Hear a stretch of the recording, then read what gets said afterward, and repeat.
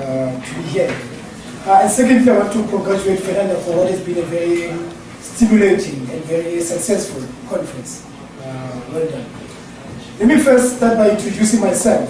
I hope you can hear me. I've got a little bit of hay fever, but I hope you can hear me. Let me first start by introducing myself. My name is Tshepo. It means hope or faith. My surname is Madlingozi. It means one who eats danger. So I have hope that I can eat danger. That's my full name.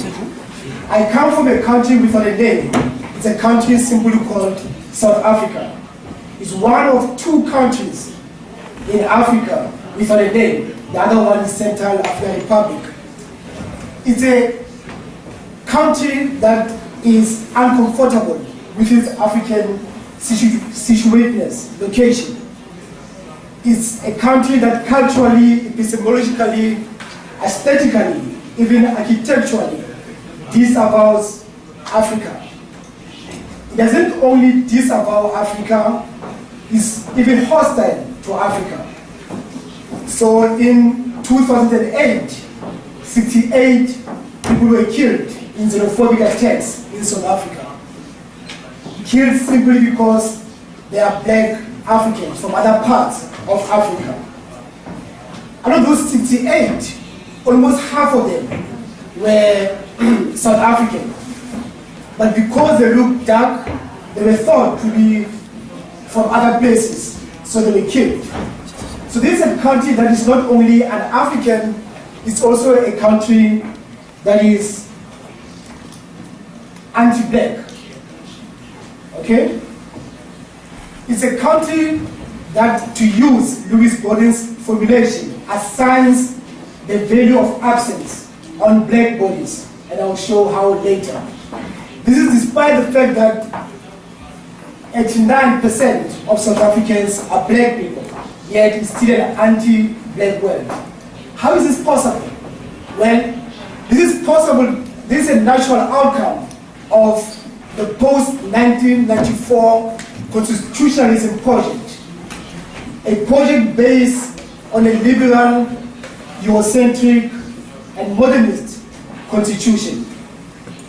So I want to focus on the example of South Africa to highlight a point that is not normally stressed enough in debates on post-colonial constitutionalism, which is that in ex-colonial settler societies, the dominant forms of nation building and of reconstituting a new society, quote-unquote new society, maintained the colonial world, a world divided into the human world and the black world. Specifically, I will argue that by focusing on the achievement of liberal democracy and not on what Steve Biko called the totality of white power in South Africa, and by focusing on legal apartheid and segregation, the biggest achievement of post-1994 constitutionalism in South Africa is that it has made possible what was not possible before, which is the possibility of the black elite assimilating into the white world. Okay, so let's start. In 1962, Frantz Fanon wrote that South Africa, together with Algeria, were the most blatant manifestations of the constitution of the colonial world. A world that Frantz Fanon so powerfully described as a compartmentalized world. A world divided into two zones. One zone, the zone of beings, and the other zone, the zone of non-beings. More than 50 years later, to a large extent, this Manichaean world subsists in South Africa. On the one hand, you've got the world of the landless, poor, black majority. It's a world where people organize, or where social mobilization to protest against lack of basic services, water, electricity, sanitation, is criminalized, is oppressed, and is suppressed. Alongside this black, illiberal world, you have the white world, a world made up of white people and non-whites, meaning assimilators. This is a liberal world animated by civil society, mainstream media, and obscene amounts of conspicuous consumption. In sum, therefore, the post-1994 constitutionalism project has constituted a neo-apartheid world, to put it crudely. This is a microcosm of a world that Boaventura de Sousa Santos, as many people have noted, described as a world delimited by the Abyssal line. On the one hand, this side of the line, the metropole, made up or governed through emancipation and regulation, and on the other side, a world marked by appropriation and violence. This is a zone of land beings that in South Africa I claim is the black world. Second section, ending the colonial world. Therefore, the fundamental task facing genuine post-apartheid constitutionalists is to end this colonial world, to end the world that expels black people from the world of human beings. The crucial task, therefore, is to deconstitutionalize this world and to end it. This is the assignment that was laid down so powerfully by Ami Cicero in his brilliant book-length poem, appropriately titled A Notebook on a Return to My Native Land, meaning a return from psychic, cultural, epistemologic dislocation. And I will just quote one stanza from this poem by Ami Cicero. It says, "We do have to start. Start what? The only thing in the world worth starting. The end of the world, for heaven's sake." End of quote.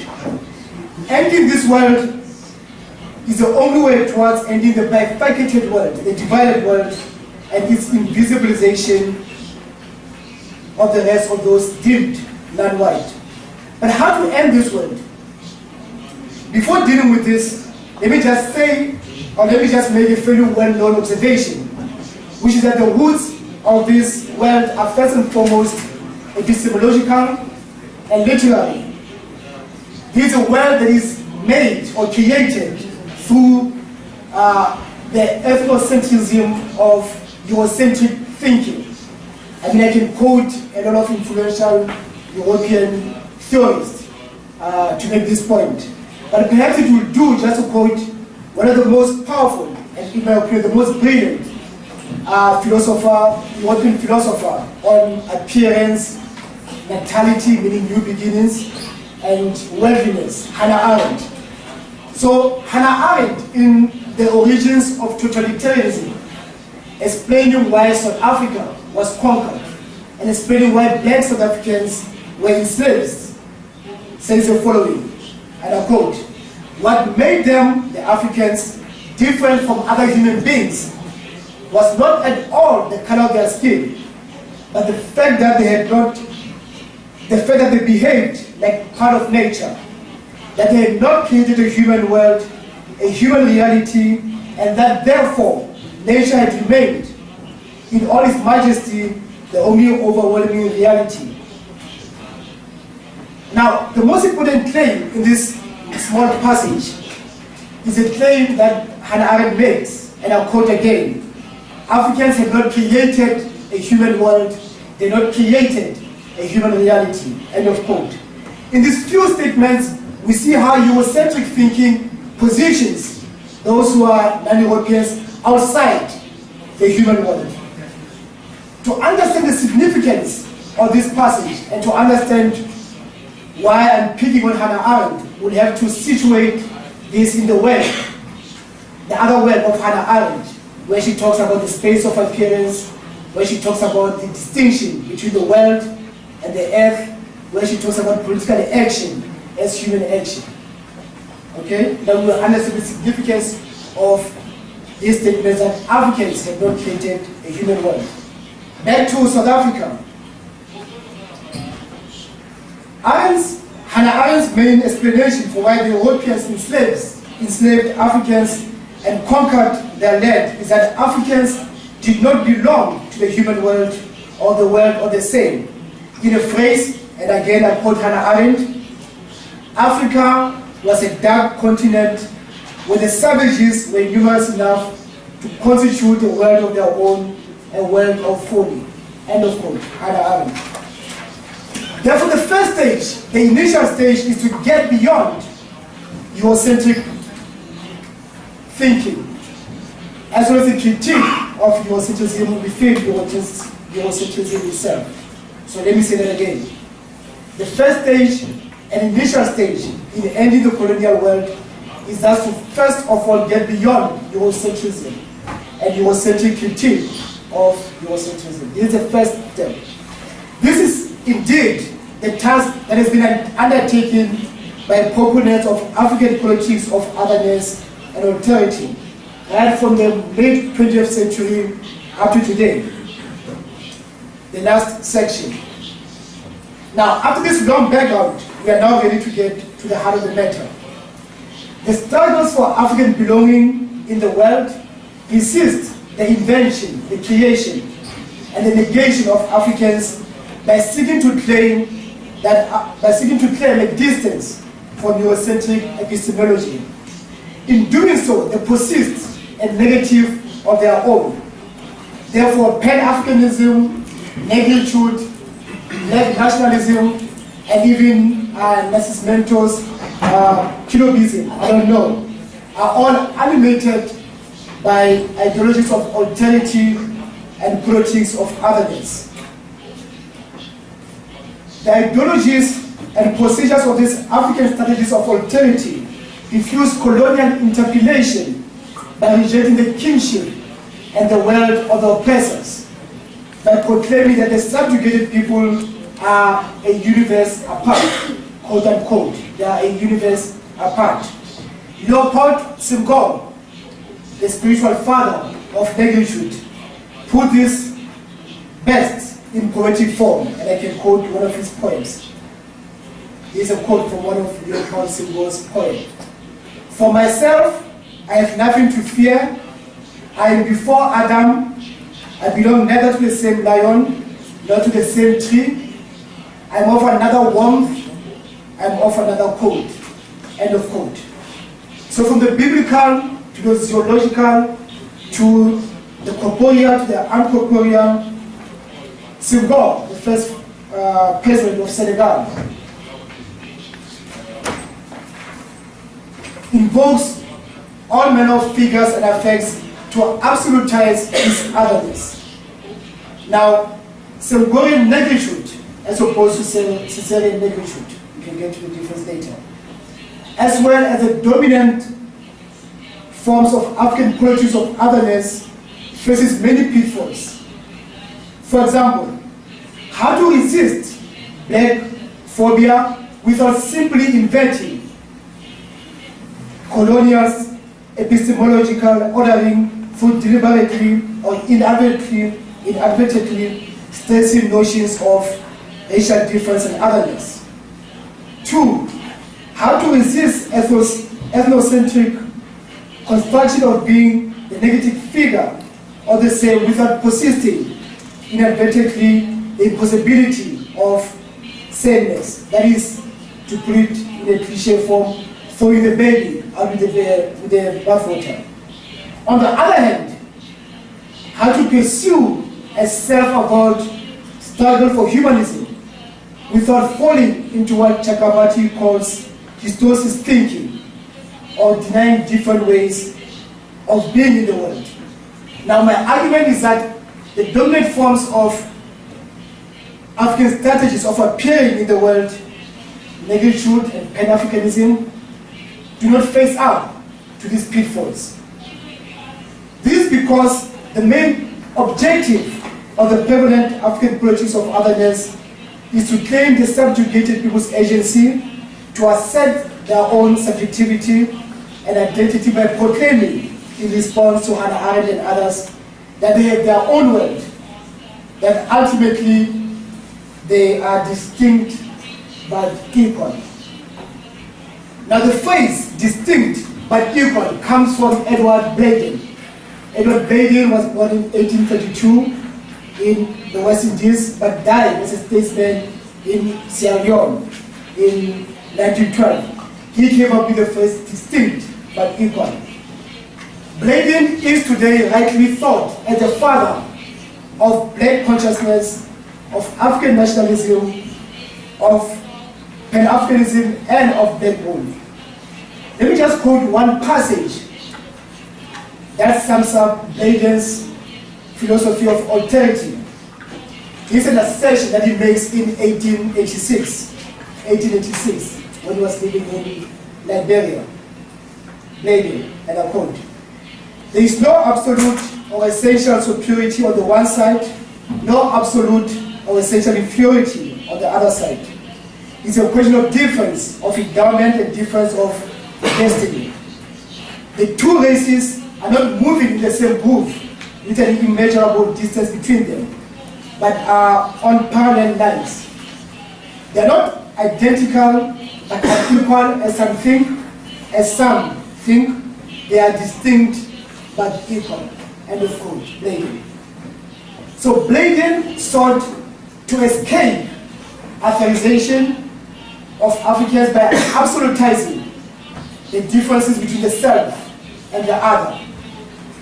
According to Braden, the African is not an inferior version of the other. He or she is simply distinct but equal. Braden's belief in racial purity, he believed in the notion of racial purity, prevented him from arguing that black people and white people are similar but equal. There's no time to go through the key tenets of Braden's work on cultural and spiritual decolonization. The key point is this: even though Braden's work sought to contest the inferiorization of Africans by anthropologists and missionaries, ultimately both anthropology and Christianity inspired his main categories and theses. His overall theory was simply to relativize the supposed superiority of the categories white, civilized, Christian. How much do we have? 6 minutes. See? I want to argue that there's no time to get into this, but I want to argue that 21st century successors to Braden in the form of Pan-Africanism and Negroturism repeat the sins of Braden. I can give examples in question and answer. But to sum up, I want to argue that the dominant African strategies of stating a claim in the world, of appearing in the world, namely negritude and Pan-Africanism, are actually complicit in reinscribing a world in which Europeans on the one hand and Africans and the rest of the majority world on the other hand are a universe apart.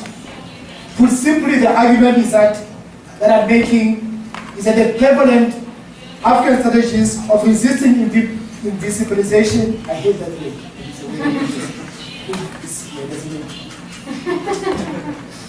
We play games. Invisibilization of non-Europeans and of enacting African ways of being in the world not only do not constitute a rupture with Eurocentric epistemology as they claim to do, but even more unforgivably, they perpetuate a bifurcated world.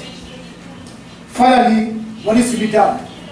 I can only speak for South Africa, not the rest of this vast, very confusing continent of Africa. For us in South Africa, given our history of apartheid, we need to be vigilant of reprising the world of apartness. Tentatively speaking, three tasks need to be undertaken in confronting the neo-apartheid polity. First of all, as Sanele so eloquently pointed out yesterday, we need to achieve social justice. For as Amilcar Cabral warned years ago, people do not eat ideas. People don't eat ideas. Crucially, this process would mean claiming back the land from the white settlers who, despite constituting 9%, possess 70% of the land, 69 to 70% of the land. From the natives' perspective, without the land, abstract values of human rights are meaningless for as foreign affairs in towards an African revolution. And I quote, for colonized people, the most essential value, because the most concrete, is first and foremost the land which brings them bread, and above all, dignity. Secondly, to dismantle the anti-black world, again, coming out of apartheid, the politics of distinct but equal won't do for us in South Africa. Rather, the task is to go back to the very sophisticated and complex black consciousness politics of Steve Biko, who sought to resist black phobia and black defectiveness by blackening the entire world, Steve Biko laid down a non-biological formation of blackness, and he famously explained, being black, and I quote, being black is not a matter of pigmentation. Being black is a reflection of a mental attitude. Secondly, merely by describing yourself as black, you have started on a road towards emancipation, end of quote. That's for people, being black meant being on the side of those who were oppressed and living a politically ethical life. Lastly, and this is the last point, to assert an African way of being in the world, there's no need to follow Fanon's injunction that decolonization means vomiting Western values. Being an ex-settler society in South Africa, with its irreversible entanglements and ambivalences, it is impossible to vomit the West, right? Rather, our task is to assimilate and domesticate Western values and norms. To achieve an active synthesis of our current functional self, our double consciousness, will mean promoting a certain narrative of Africanness. That is, it will mean coming up with a myth of Africanity, an invented identity. I don't believe in the myth of a united African worldview. We can talk about that later. So it has to be a myth, it has to be a created invention, just like so-called Europe is. This invention and domestication of Western values is the only way to resist what Amesita called disembodied universalism, knowing that universalism is a code name for the globalization of Western particularism. The African identity that I have in mind here would be an identity under erasure, right? An identity no longer adequate to reflect Africa, yet because it has not been superseded dialectically, it is necessary for the reaffirmation of an African belonging to the world. Obrigado. Thank you.